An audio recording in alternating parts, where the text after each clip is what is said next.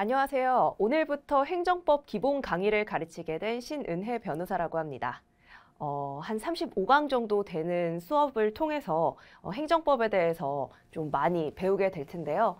우선 행정법이라는 게 다른 법들보다는 어떻게 보면 좀 더 추상적이고 좀 더 개념에 가까운 것들이 많습니다. 그렇다 보니까 처음에 어떻게 이 개념의 틀을 잘 잡아놓는가가 굉장히 중요한데요. 판례라든지 전혀 생소한 용어를 익히기 전에 이 틀에 대해서 조금 살펴보도록 하겠습니다. 그래서 오늘 첫 강의는 이런 행정법의 가장 기본 개괄에 대해서 살펴보는 것이고, 행정이 무엇인지, 행정법이 무엇인지, 그리고 행정법이 넓게 보면 공법이라는 카테고리 안에 있는데, 이 공법이라는 것이 사법과는 어떻게 다른지 이런 것들을 좀 살펴보게 되겠습니다. 보시면 저희가 오늘 보게 될 행정법 서론에서는 이 행정이 무엇인지 그리고 행정법이 무엇인지에 대해서 살펴보게 될 텐데요. 여기서 보듯이 이 용어를 체화하는 것이 중요합니다. 그러니까 모든 걸 암기하고 기계적으로 다 익히고 이런 것보다는 어떤 용어들이 앞으로 이 행정법 기본 강의를 들으면서 많이 등장할지, 그리고 어떤 구조로 행정법이 이루어져 있는지를 살펴보는 게 핵심이다라고 보시면 될 것 같습니다. 행정이라는 것은 아마 행정법 외에 행정학 공부를 하시면서도 많이 보셨을 것 같아요. 그래서 형식적인 의미의 행정, 실질적인 의미의 행정, 이런 것들이 있는데 좀 중요한 것만 짚고 넘어가고 보자면, 크게 국가작용이라는 것이 우리 예전에 삼권 분립 배웠잖아요. 그래서 입법, 행정, 사법으로 나눠져 있는데, 여기서 저희는 이 행정작용에 대해서 살펴볼 것입니다. 그런데 이 행정작용이 굉장히 다양한 방식으로 이루어지겠죠. 그런데 이 행정작용을 하는 데 있어서도 이 법, 그리고 규정이라는 것들이 있을 겁니다. 그래서 이 행정작용을 하는 데 있어서 이 법과 규정들이 어떤 방식으로 영향을 미치고, 또 행정작용을 하는 데 있어서 어떤 근거를 두고 하게 되는지, 그래야지 이게 합법적인지 그리고 위법한지 이런 것들을 판단하게 되는 것을 전반적인 행정법에서 배우게 된다라고 생각을 하시면 되겠습니다. 그래서 입법과 구별, 사법과의 구별, 이런 것들은 좀 당연한 상식이다 보니까 좀 넘어가 보도록 할게요. 여기도 나와 있지만 처음 공부를 시작하는 사람들은 암기를 자꾸 하게 되지만, 첫 시간만큼은 암기보다는 이 전체적인 개괄적인 틀을 이해하는 것이 좀 중요합니다. 먼저 행정법에 대해서 구체적으로 살펴보기 전에 좀 학습 방법에 대해서 조금 더 간단하게 말씀을 드리고 싶은데요. 법을 공부하신 분들도 있을 것 같고 법을 공부해보지 않은 분들도 있을 것 같은데, 법을 공부할 때는 흔히 회독이라는 것을 하게 됩니다. 이게 무슨 말이냐?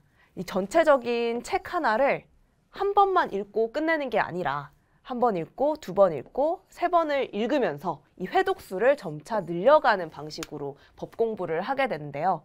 왜 이런 방식으로 똑같은 걸 반복을 하게 되느냐라고 묻는다면은 법이라는 게 너무 생소한 경우가 많기 때문에 처음에는 이 틀만 익히고, 그 다음에 그 안에 용어들을 익히고, 그 안에 이제 판례들을 가지를 쳐가면서 마지막에 중요한 것들을 암기해서 하나의 이 행정법이라는 과목에 대해서 전체적인 틀과 안의 내용물들을 채워넣는 작업을 반복적으로 해야 되기 때문입니다.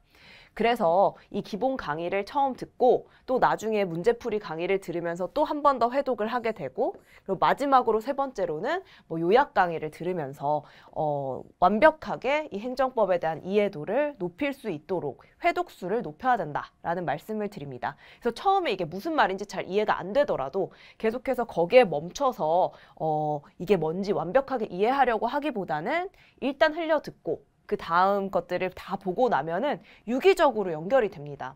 처음에 우리가 행정법에 대해서 배우면서 일반 원칙도 배우고 부당결부 이런 것들도 배우게 될 텐데, 지금은 완벽히 이해가 안 되더라도 나중에 뒷부분에 있는 재량행위라든지 또 뒷부분에 있는 행정구제라든지 이런 부분들을 배우고 나면은 나중에 이 회독을 할 때 다시 돌아왔을 때 일반 원칙들이 훨씬 더 이해가 잘 되는 경우들이 있습니다.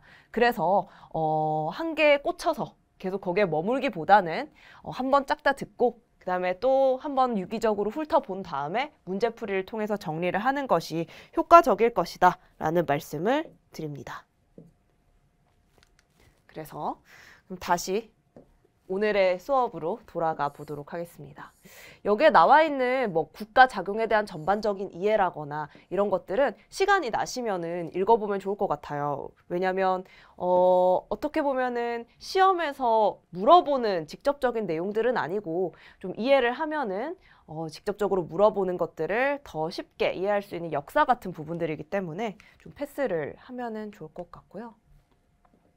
다만 이제 이 통치행위라는 부분은 헌법과 행정법에서 많이 나오는 개념이기 때문에 행정법 들어가기 이전에 행정에서 살짝 다뤄보게 되는 것 같아요. 근데 이 부분을 조금 더 설명하기 전에 이 통치행위라는 개념에 대해서 바로 보기 전에 행정법이 어떤 법 체계 구조 속에 있는지를 살펴보면 좀 좋을 것 같아요. 흔히 법은 사법과 공법으로 나뉩니다. 사법. 이게 아까 있었던 사법부의 사법과는 다른 사법이고요. 그리고 공법으로 나뉘는데요. 이 사법은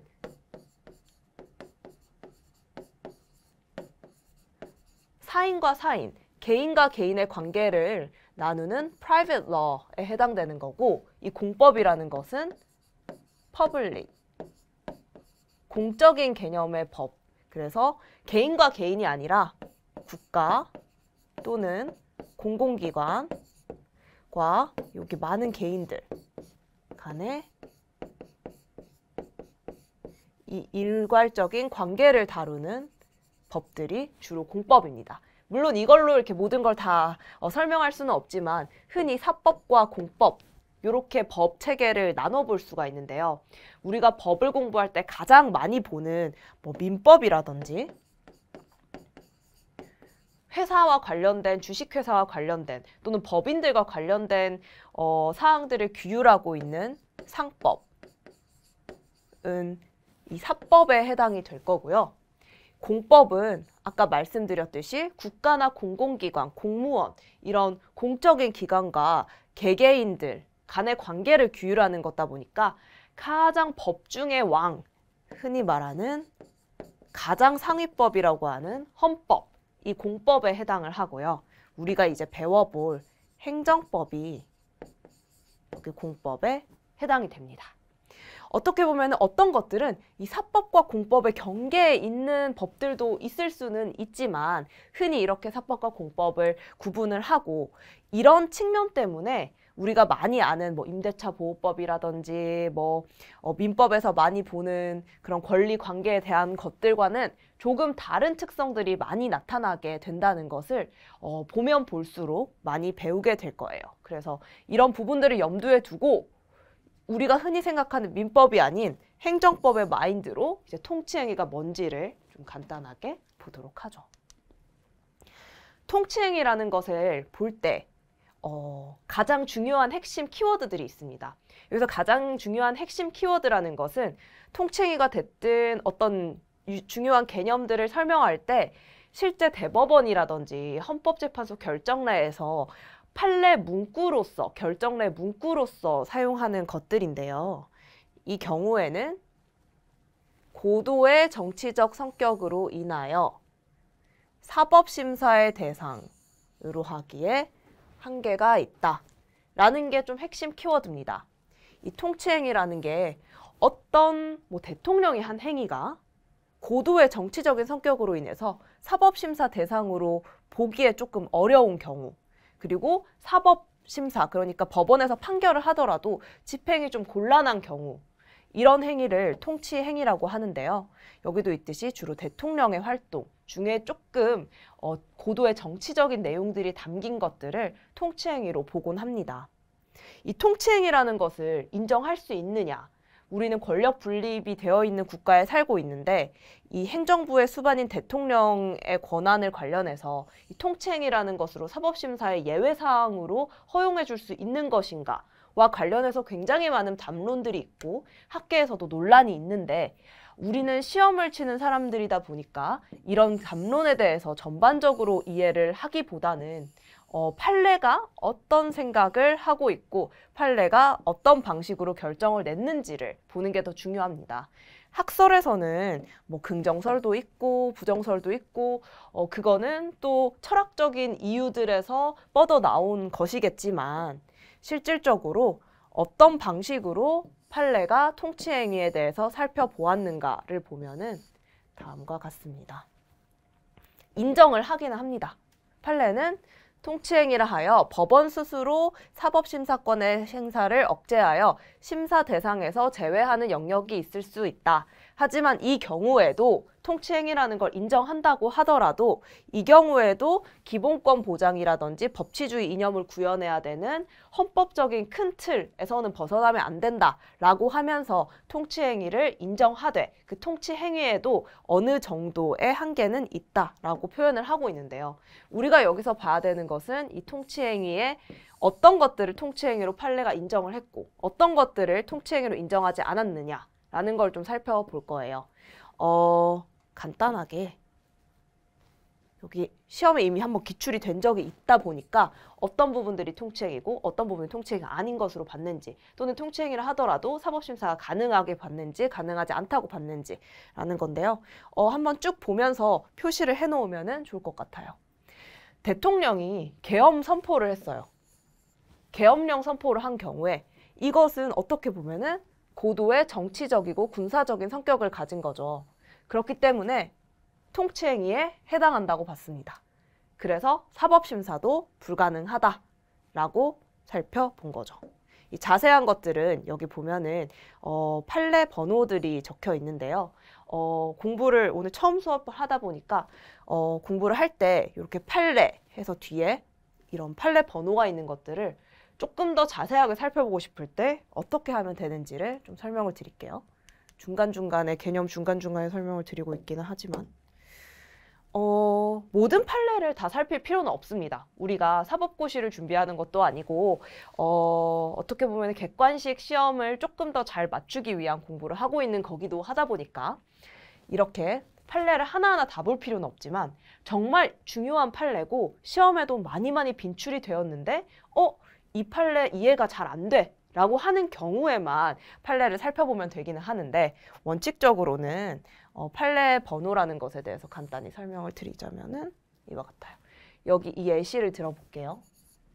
아이고, 대판 1997 아이고 4월 17일 96도 3376 이라는 판례 번호가 있습니다. 그러면 어디에 들어가냐면요. 판례를 보고 싶다.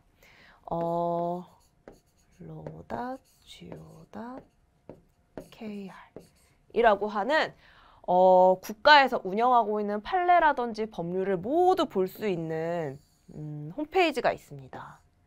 이 홈페이지를 주소창에 치시면은 법령, 법률 이런 섹션이 있고 판례 섹션이 있고 뭐 헌법재판소 결정례 이렇게 섹션들이 있는데요. 거기에 들어가서 법률을 선택하고 검색창에 행정기본법이라고 치면 행정기본법 내용들이 쭉 나오고요. 판례라고 치고 키워드를 검색해도 판례 검색이 되지만 거기에 키워드에다가 96도 3376이라는 것을 치면은 관련 판례가 이렇게 쭉 나옵니다. 그럼 여기에 있는 이 판결 요지라는 것이 제일 위에 뜰 거고요. 그리고 밑에 자세한 판례의 내용들이 설명이 되어 있습니다. 여기에 보면은 사실관계라든지 뭐 이것을 어떻게 판단하게 되었는지 근거들이 자세하게 있는데 정말 이 판례를 부수고 싶다, 너무너무 잘 알고 싶다고 했을 때는 이렇게 판례를 검색해서 자세히 읽어봐도 되지만 우리가 판례를 통해서 조금 더 지식을 업그레이드 시키고 싶다 정도라면은 이 판례를 검색해서 위에 있는 판결 요지만 좀 보면은 됩니다. 헌법재판소 결정례도 마찬가지입니다. 이렇게 있으면은 요 뒤에 있는 번호를 검색을 하면은 자세하게 어떻게 헌법재판소에서 이런 결정을 하게 되었는지를 살펴볼 수 있는데 판례뿐만 아니라 헌법재판소도 나오는 이유는 우리가 행정법을 공부하고 있기 때문에 헌법과 뗄래야 뗄 수 없는 관계에 있어서 때로는 결정례를 봐야 되는 경우가 있기 때문에 말씀을 드리고요. 또 한 가지 조금 더 말씀을 드리자면은 여기서 대판이라고 되어 있는 거는 여기 도라고 되어 있는 거는 이 대법원의 판례라는 거예요. 뭐 이 사건 번호로 보면은 이게 형사 판례인지 민사 판례인지 이런 것들을 다 살펴볼 수가 있고 언제 결정이 났는지 언제 판결이 났는지 그리고 번호가 무엇인지에 따라서 그걸 다 가리키고 있는 의미가 있기는 하지만 이것까지 딥하게 볼 필요는 없고 다시 돌아가서 이런 판례들을 궁금한 게 있다 하면은 로다지오다 KR 한국 법령 정보 시스템에 들어가서 검색을 해서 살펴볼 수 있다는 것을 말씀을 드립니다. 그래서 이 얘기가 좀 길어졌지만 계엄 선포의 경우에는 통치행위에 해당하고 고도의 정치적인 부분이기 때문에 사법심사가 불가능하다라고 판례에서 대법원에서 밝힌 바가 있고요. 그리고 대통령의 사면권, 우리 광복절에 사면하고 뭐 이런 것들 있잖아요. 이것 또한 고도의 정치적인 결단에 의하여 발동하는 행위이기 때문에 사법심사 대상이 되지 않는다. 아까 두 가지 키워드가 통치행위의 키워드라고 했잖아요. 고도의 정치적인 결단 그리고 사법심사의 대상이 되지 않는다. 라고 결정을 했습니다. 그리고 남북 정상회담 개최. 마치 아까 위에서 봤던 것처럼 이 또한 고도의 정치적인 성격을 갖고 있는 것 같죠? 그래서 사법권의 내재적, 본질적 한계를 넘어서지 못한다. 그러니까 사법심사 대상이 아니다. 라고 하고 있고요. 이것도 비슷한 결입니다. 대통령과 국회의 이라크 파병 결정. 요거를 법원이 판단할 수 있냐라고 했을 때 고도의 정치적 결단이 요구되는 사안으로서 이 부분은 사법적 기준만으로 심판하는 건 자제되어야 한다라고 판단을 한 바가 있습니다. 이렇게 어떤 것들이 통치행위인지 한번 살펴봤고요. 그렇다면은 통치행위에 해당하는데 사법심사는 가능하다라고 하는 조금 그레이 에리아에 있는 것들이 있는데요. 그것에는 시험에는 이런 그레이 에리아에 있는 것들이 많이 나오지는 않아요. 그래도 알아둬야 되니까 긴급재정경제명령사건, 계엄선포만큼은 아니겠죠. 국가긴급권의 일종이지만 계엄선포와는 조금 더 하위의 긴급권의 행사입니다. 그리고 신행정 수도 이전 법률, 이거 관련해서도 통치행위에 해당하지만 사법심사는 가능하다라고 본 거고 유신헌법상 긴급조치의 경우에도 그렇게 봤습니다. 아주 자세하게 이 판례를 읽어볼 수도 있어요. 관심이 있다 하면은. 하지만 시험에 이 부분들은 잘 나오지 않을 가능성이 높기는 합니다. 그리고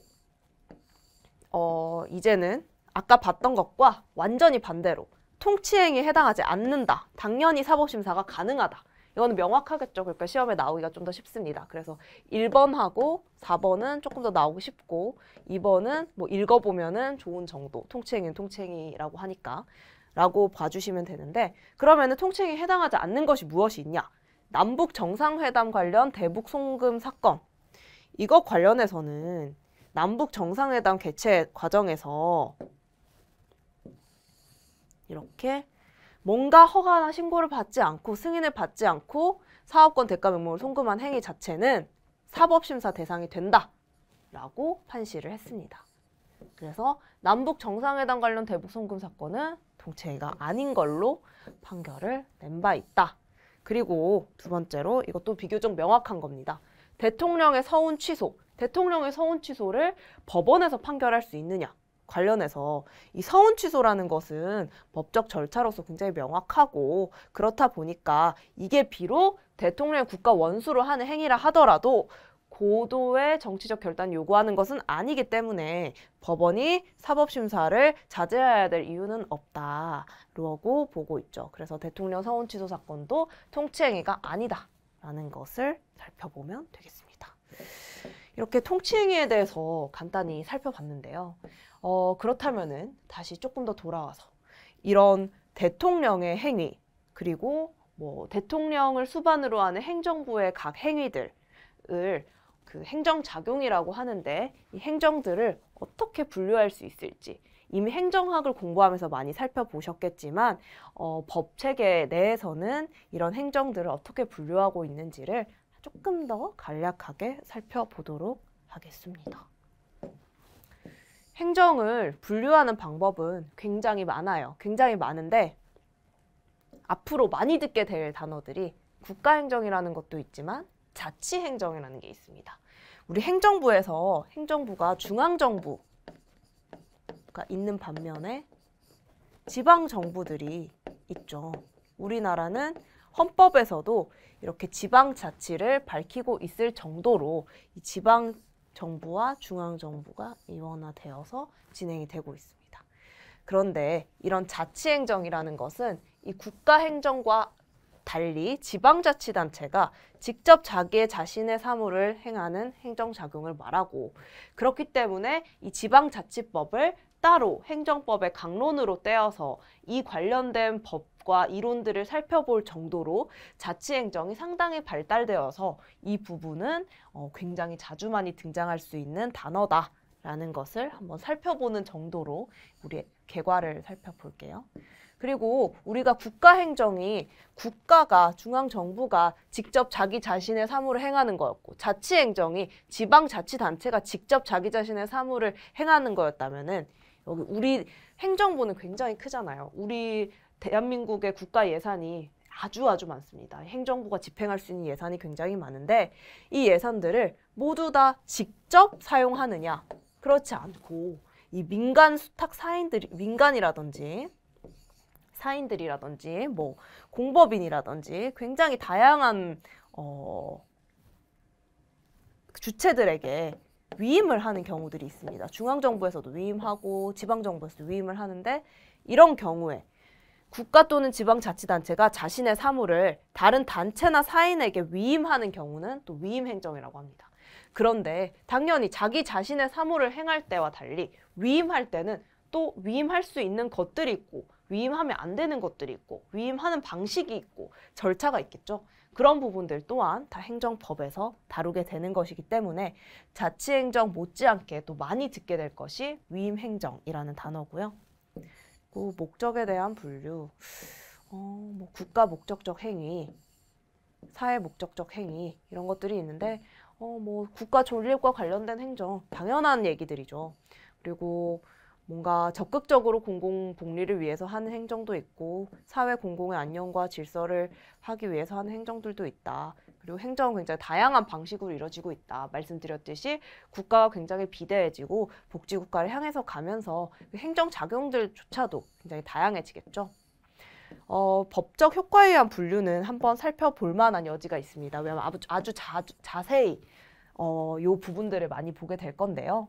우리가 행정작용을 국가가 사인에게 한다고 예시를 듭시다. 국가가 사인에게 어떤 행정작용을 했을 때 여러 가지들이 있을 수 있어요. 첫 번째로는 뭔가 복지 혜택을 주는 거예요. 복지 혜택을 주는 거, 또는 이미 뭔가 세금을 내야 되는데 세금을 안 내도 되는 면제 혜택을 주는 거예요. 권리 이익을 부여하거나 이미 부과된 의무를 해제하게 해주는 그런 수익행정이 있고요. 이 수익행정을 할 때는 조금 더 리니언트 하겠죠. 좀 더 제너러스하게 많은 법규도 좀 덜 완화되었을 것이고 뭐 그럴 것 같은 느낌이 들죠. 또 반면 가장 일반적으로 국가는 사인에게 무엇을 합니까? 세금을 부과하고 그리고 재산권을, 뭔가 토지를 수용한다거나 이런 일들을 하면서 자유와 권리를 제한하거나 의무와 부담, 국방의 의무를 부과하게 군대에 징집을 한다거나 이런 식으로 침해 행정, 개인의 자유와 권리를 제한하거나 의무나 부담을 부과하는 이런 침해 행정의 형태가 있을 거고요. 이 두 가지가 동시에 이루어지는 이중효과적 행정도 있을 겁니다. 그래서 이런 방식의 결과를 자아내는 행정작용이 위법한지 또는 적법한지 이것들을 판별해내는 것이 상당히 중요한 행정법의 핵심이다 라고 생각을 해주면서 나중에 그런 걸 배우겠구나. 그리고 그때 어떤 것들을 기준으로 판단을 할까라는 생각을 하시면서 다음 섹션으로 넘어가 볼게요. 공법 형식에 의한 행정, 사법 형식에 의한 행정, 아까 말씀드렸듯이 뭐 공법에 의거해서 이런 행정작용이 일어나기도 하고 사법에 의거해서, 뭐 민법에 의거해서 불법 행위라든지 뭐 부당 이등이라든지 이런 것도 충분히 가능하겠죠. 행정작용은 굉장히 다양하고 넓다.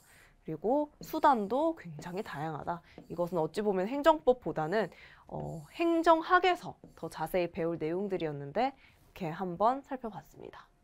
그렇다면은 이 넓은 행정학 내에서 행정법에 대해서 조금 더 딥다운해서 살펴보게 될 텐데 이 행정법이라는 거는 크게 3가지 섹션으로 나눠져서 우리가 배우게 됩니다.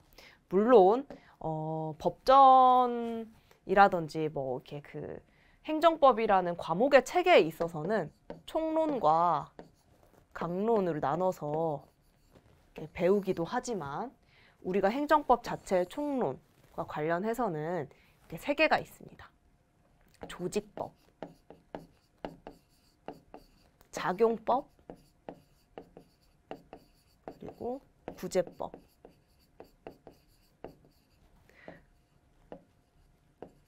조직법은 어떻게 행정작용을 하는 주체가 우리 국가나 지방자치단체나 이런 것들이 조직되어 있는지 좀 비교적 딱딱하게 조직되어 있는 체계에 대해서 배우는 거고요. 작용법은 이 조직이, 이 주체가, 행정주체가 어떻게 행정작용을 하는지에 관한 작용법이 있고요.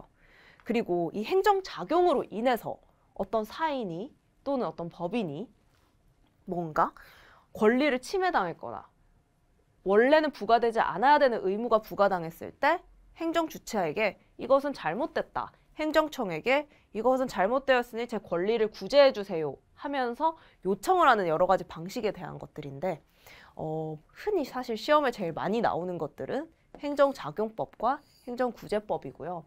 조직법도 좀 암기가 필요한 사항에서 나오기는 하지만 작용법과 구제법이 어떻게 보면은 이 행정법의 꽃이다라고 생각을 해주시면 되고 이 강론에서는 이 조직법, 작용법, 구제법을 적용할 수 있는 다양한 섹터들에 대해서 살펴봅니다. 그래서 예를 들어서 조세행정과 관련된 것, 경찰행정과 관련된 것, 지방자치와 관련된 것, 뭐 공용수용과 관련된 것 이런 각 분야별로 또 이 총론의 지식들을 적용해 볼 수 있는 여지들이 있는데 우리 행정사 시험에서는 이 강론까지는 아니고 이 총론에서 기본적인 이론들을 익혀 놓으면은 문제를 푸는 데 있어서는 크게 어려움이 없을 겁니다.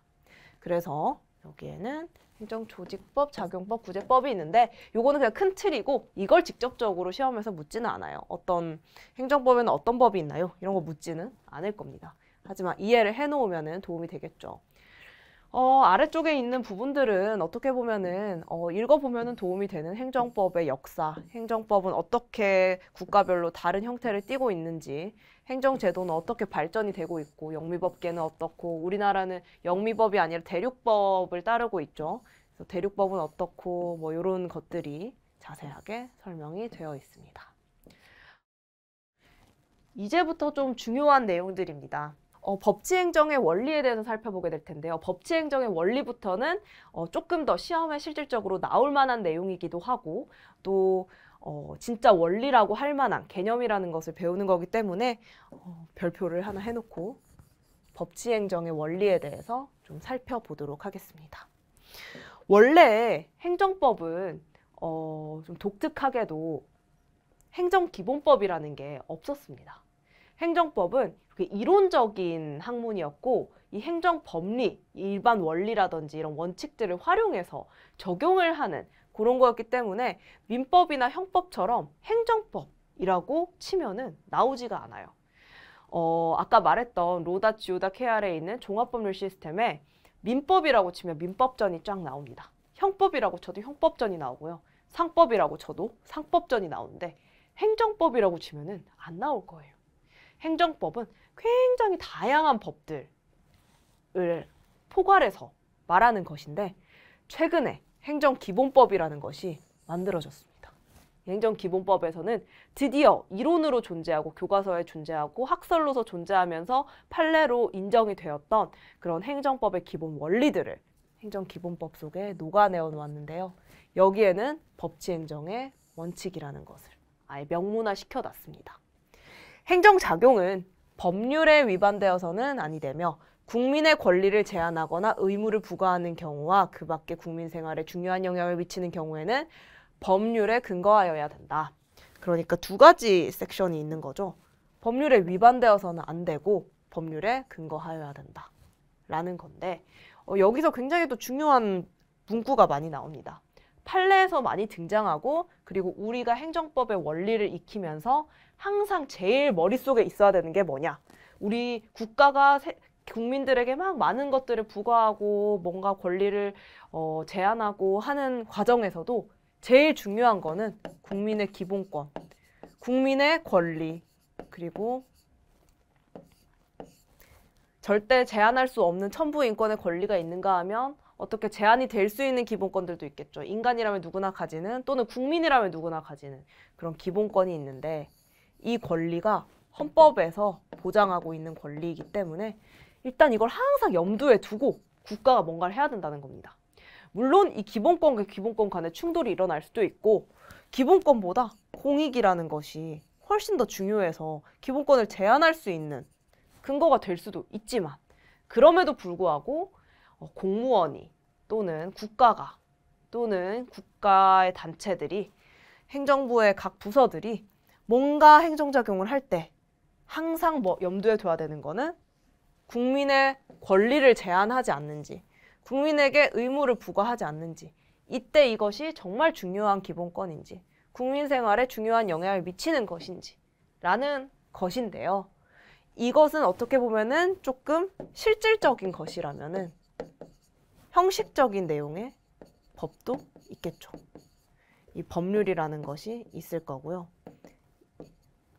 이 법이라는 것은 어떻게 보면은 이 실질적인 이런 법과 형식적인 법을 포괄하는 개념이기 때문에 우리가 법치라고 했을 때 형식적 법치주의와 실질적 법치주의를 함께 논하게 되는데 우리나라의 법치 행정 원리는 단순히 형식적인 것뿐만 아니라 이런 국민의 기본권 그리고 법치주의에 대한 실질적인 부분까지 포괄하는 실질적 법치주의에 기반을 두고 있다라고 생각을 해주시면 됩니다. 그렇기 때문에 법치행정의 원리란 행정권이 국민의 권리 의무와 관련해서 활동을 할 때 반드시 국회에서 제정한 법률에 의해서 해야 되고 그리고 사법적 구제수단도 마련되어 있어야 된다라는 내용입니다. 이 법치행정의 원리를 크게 세 가지로 나눠서 자세히 살펴볼 수가 있습니다. 첫 번째는 법률의 법규 창조력, 두 번째 법률 우위의 원칙, 세 번째 법률 유보의 원칙인데 법규 창조력이라는 거는 규범은 직접 법률로 정하거나 법률의 근거에 있는 규범으로만 규율할 수 있을 뿐 다른 방법으로는 안 된다라는 조금 추상적인 내용의 것이고요. 중요한 것은 법률 우위의 원칙 그리고 더 중요한 것은 법률 유보의 원칙입니다. 예전에 기출문제로도 나왔죠. 법률 유보의 원칙 굉장히 중요한 원칙이고요. 이것과 비교해서 알아둬야 되는 것 굉장히 중요한 게 법률 우위의 원칙입니다. 법률 우위의 원칙, 말 그대로 법률은 우위에 있다. 모든 행정활동은 법률에 위반되어서는 안 된다. 결국 행정이라는 것은 이 법률에 위반되지 않는 선에서 행해져야 된다라는 건데 이것은 침해적인 행정작용은 물론이고 아까 우리 침해적인 권리 제한하는 그런 것도 있었죠. 침해적인 건 물론이고 봉사 같은 수익적인 행정행위를 비롯한 모든 행정작용에 작용되는 그런 원칙입니다. 그러니까 여기에서 말하는 법률 우위의 원칙에서 말하는 법률은 모든 법규법을 말합니다. 이 모든 법규법을 말한다라는 게 왜 중요하냐면 법률 유보의 원칙에서 법률은 모든 법규법을 말하지는 않거든요. 그리고 이렇게 모든 행정활동은 법률에 위반되면 안 됩니다라고 하는 이런 명시적인, 이런 약간 다소 추상적이지만 아주 중요한 이 원칙은 소극적인 의미를 가지고 있겠죠.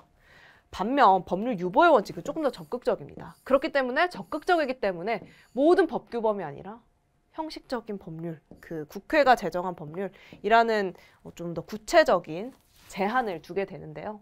법률 유보의 원칙이란 일정 행정활동에는 당의 활동을 적법 정당화하는 근거가 필요하다. 근거가 있어야 된다. 법률에 유보가 되어 있어야 된다. 법률에 근거가 있어야 된다라는 거고요. 우위의 원칙이 규정이 있는 경우에 문제되는 반면 유보의 원칙은 규정이 없는 경우에 문제가 된다. 여기서 말하는 법률이란 국회에서 법률 제정의 절차에 따라 제정된 형식적 의미의 법률은 물론 법규율도 포함하지만 관습법은 포함하지 않는다라고 해서 아까 모든 법을 총칭했던 모든 법규범을 총칭했던 법률 우위의 원칙과는 다소 다른 것을 볼 수가 있습니다. 법률 유보의 원칙에 대한 적용 범위에 대해서 굉장히 많은 논란이 있다. 학설이 많다. 당연히 뭐가 많겠죠. 하지만 중요한 건 뭐라고요? 우리는 판례가 제일 중요하죠. 판례가 제일 중요합니다. 법률 유보의 원칙 중요한 부분이고 우리 법률 유보의 원칙에서 어디까지 유보해야 되느냐에 대한 학설이 분분하지만 중요한 것은 판례는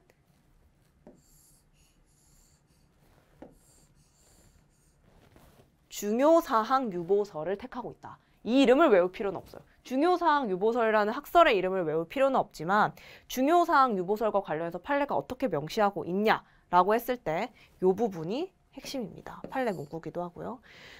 국민의 권리 의무에 관한 기본적이고 본질적인 사항은 법률에 근거가 있어야 된다. 국민의 권리와 의무에 관한 기본적이고 본질적인 사항은 법률에 근거가 있어야 된다. 반드시 국회가 법률로 그 내용을 정해야 한다고 주장하는 이론으로 행정작용의 법률 근거가 필요한지 여부는 물론 법률 형식으로 규정할 범위까지도 규율하고자 하는 이론이다. 여기서 핵심은 국민 권리 의무에 관한 기본적이고 본질적인 사항은 반드시 법률에 근거가 있어야 된다는 겁니다. 그러면 이제 판례들을 좀 살펴봐야겠죠. 우리 판례가 중요사항 유보설에서 기본적이고 본질적인 국민의 권리와 의무와 관련된 것은 법률의 근거를 둬야 된다고 하니까 어떤 것이 국민의 기본권과 관련해서 본질적인 사항인지 어떤 것은 본질적인 사항이 아닌지에 따라서 법률의 근거를 둬야 된다 안 된다라고 판단을 했겠죠.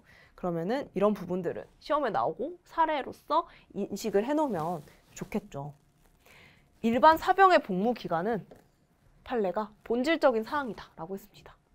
국방 의무의 본질적인 사안인 거죠.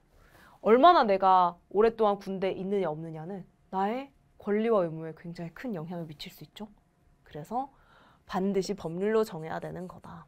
그리고 텔레비전 방송 수신료의 금액, 본질적 사항이라고 봤습니다. 금액이라고 하면은 이게 재산권일 수도 있겠죠. 본질적이고 중요한 사항이다. 그런데 이 케이스에서는 이거를 법률에 유보를 하고 있지 않았던 거예요. 그렇기 때문에 반드시 법률로 정해야 된다. 라고 표시를 하고 있는 거고요.